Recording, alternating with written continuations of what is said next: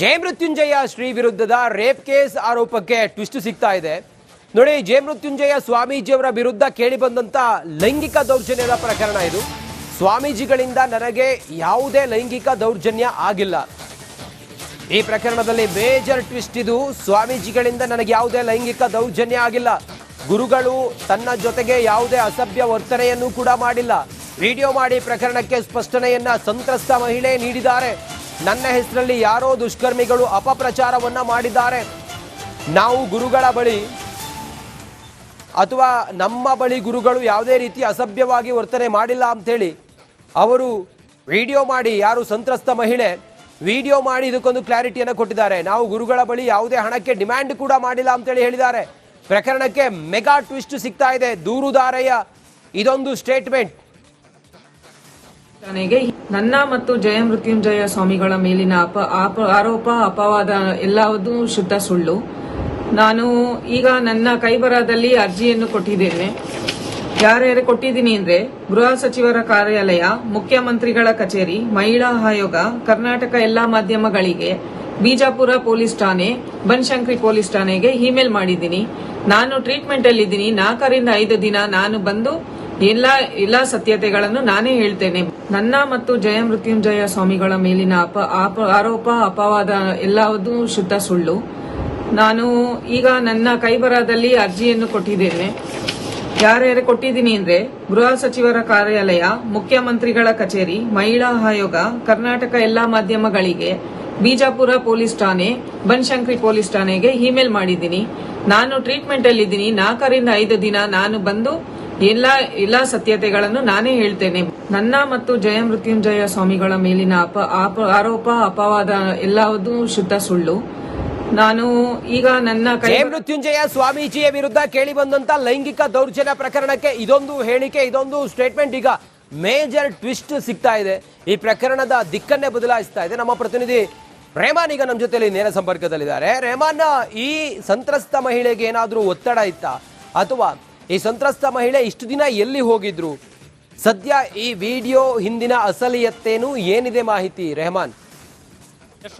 ಏನು ಈ ಒಂದು ಸ್ವಾಮೀಜಿ ಮೇಲೆ ಬಂದಿರುವಂತಹ ಆರೋಪ ಏನಿತ್ತು, ಲೈಂಗಿಕ ದೌರ್ಜನ್ಯ ಪ್ರಕರಣಕ್ಕೆ ಸಂಬಂಧಪಟ್ಟ ಹಾಗೆ ತುಂಬಾ ಕೂಡ ವೈರಲ್ ಆಗಿತ್ತು. ದೂರುದಾರೆ ನನ್ನ ಜೊತೆ ಲೈಂಗಿಕ ದೌರ್ಜನ್ಯವನ್ನು ಒಳಪಟ್ಟಿದ್ದಾರೆ ಅನ್ನುವಂಥ ರೀತಿಯಲ್ಲಿ ಕೆಲವೊಂದಿಷ್ಟು ದೂರುಗಳು ಕೂಡ ಹರಿದಾಡ್ತಾ ಇದ್ವು. ಆದರೆ ಇಲ್ಲಿವರೆಗೂ ಕೂಡ ಏನು ಸಂತ್ರಸ್ತೆ ಇತ್ತು ಆಕೆ ಎಲ್ಲಿ ಕೂಡ ಬಂದಿರಲಿಲ್ಲ. ಇಲ್ಲಿವರೆಗೂ ಕೂಡ ಆಕೆ ಯಾವುದೇ ಒಂದು ಕಚೇರಿಗಾಗಿರಲಿ ಅಥವಾ ಠಾಣೆಗಾಗಿರಲಿ ಎಲ್ಲಿ ಕೂಡ ಬಂದಿರಲಿಲ್ಲ.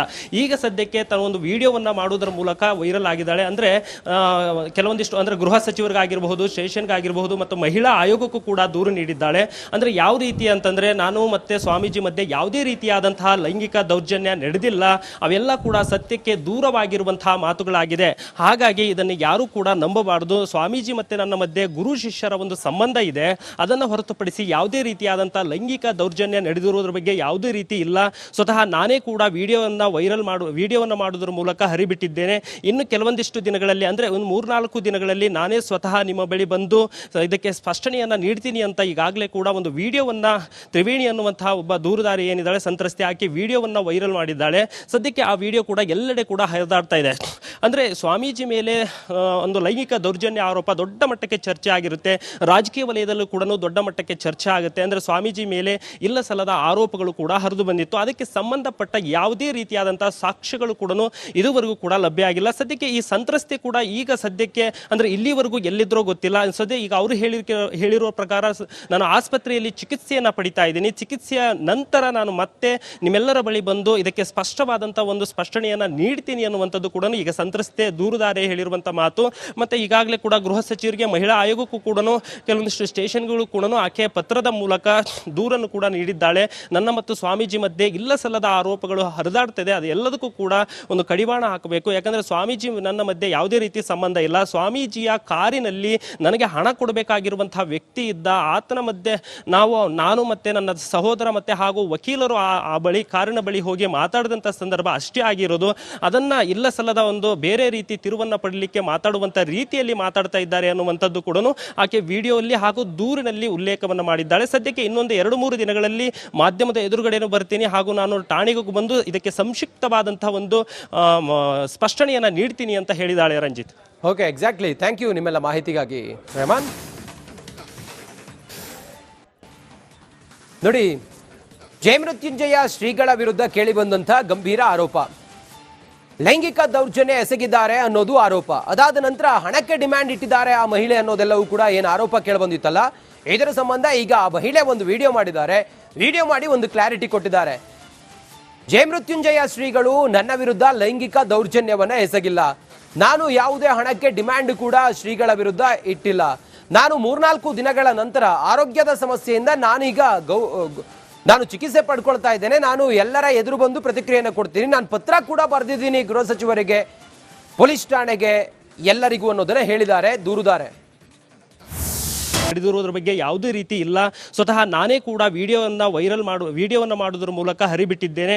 ಇನ್ನು ಕೆಲವೊಂದಿಷ್ಟು ದಿನಗಳಲ್ಲಿ, ಅಂದರೆ ಒಂದು 3-4 ದಿನಗಳಲ್ಲಿ ನಾನೇ ಸ್ವತಃ ನಿಮ್ಮ ಬಳಿ ಬಂದು ಇದಕ್ಕೆ ಸ್ಪಷ್ಟನೆಯನ್ನು ನೀಡ್ತೀನಿ ಅಂತ ಈಗಾಗಲೇ ಕೂಡ ಒಂದು ವಿಡಿಯೋವನ್ನು ತ್ರಿವೇಣಿ ಅನ್ನುವಂತಹ ಒಬ್ಬ ದೂರುದಾರಿ ಏನಿದ್ದಾಳೆ ಸಂತ್ರಸ್ತೆ, ಆಕೆ ವಿಡಿಯೋವನ್ನು ವೈರಲ್ ಮಾಡಿದ್ದಾಳೆ. ಸದ್ಯಕ್ಕೆ ಆ ವಿಡಿಯೋ ಕೂಡ ಎಲ್ಲೆಡೆ ಕೂಡ ಹರಿದಾಡ್ತಾ ಇದೆ. ಅಂದರೆ ಸ್ವಾಮೀಜಿ ಮೇಲೆ ಒಂದು ಲೈಂಗಿಕ ದೌರ್ಜನ್ಯ ಆರೋಪ ದೊಡ್ಡ ಮಟ್ಟಕ್ಕೆ ಚರ್ಚೆ ಆಗಿರುತ್ತೆ. ರಾಜಕೀಯ ವಲಯದಲ್ಲೂ ಕೂಡ ದೊಡ್ಡ ಮಟ್ಟಕ್ಕೆ ಚರ್ಚೆ ಆಗುತ್ತೆ. ಅಂದರೆ ಸ್ವಾಮೀಜಿ ಮೇಲೆ ಇಲ್ಲ ಸಲ್ಲದ ಆರೋಪಗಳು ಕೂಡ ಹರಿದು ಬಂದಿತ್ತು. ಅದಕ್ಕೆ ಸಂಬಂಧಪಟ್ಟ ಯಾವುದೇ ರೀತಿಯಾದಂತಹ ಸಾಕ್ಷ್ಯಗಳು ಕೂಡ ಇದುವರೆಗೂ ಕೂಡ ಲಭ್ಯ ಆಗಿಲ್ಲ. ಸದ್ಯಕ್ಕೆ ಈ ಸಂತ್ರಸ್ತೆ ಕೂಡ ಈಗ ಸದ್ಯಕ್ಕೆ, ಅಂದರೆ ಇಲ್ಲಿವರೆಗೂ ಎಲ್ಲಿದ್ರೋ ಗೊತ್ತಿಲ್ಲ. ಸದ್ಯ ಈಗ ಅವರು ಹೇಳಿರುವ ಪ್ರಕಾರ ನಾನು ಆಸ್ಪತ್ರೆಯಲ್ಲಿ ಚಿಕಿತ್ಸೆಯನ್ನು ಪಡಿತಾ ಇದ್ದೀನಿ. ಚಿಕಿತ್ಸೆಯ ನಂತರ ನಾನು ಮತ್ತೆ ನಿಮ್ಮೆಲ್ಲರ ಬಳಿ ಬಂದು ಇದಕ್ಕೆ ಸ್ಪಷ್ಟವಾದಂಥ ಒಂದು ಸ್ಪಷ್ಟನೆಯನ್ನು ನೀಡ್ತೀನಿ ಅನ್ನುವಂಥದ್ದು ಕೂಡ ಈಗ ಸಂತ್ರಸ್ತೆ ದೂರುದಾರೆ ಹೇಳಿರುವಂಥ ಮಾತು. ಮತ್ತು ಈಗಾಗಲೇ ಕೂಡ ಗೃಹ ಸಚಿವರಿಗೆ, ಮಹಿಳಾ ಆಯೋಗಕ್ಕೂ ಕೂಡ ಕೆಲವೊಂದಿಷ್ಟು ಸ್ಟೇಷನ್ಗಳು ಕೂಡ ಆಕೆಯ ಪತ್ರದ ಮೂಲಕ ದೂರನ್ನು ಕೂಡ ನೀಡಿದ್ದಾಳೆ.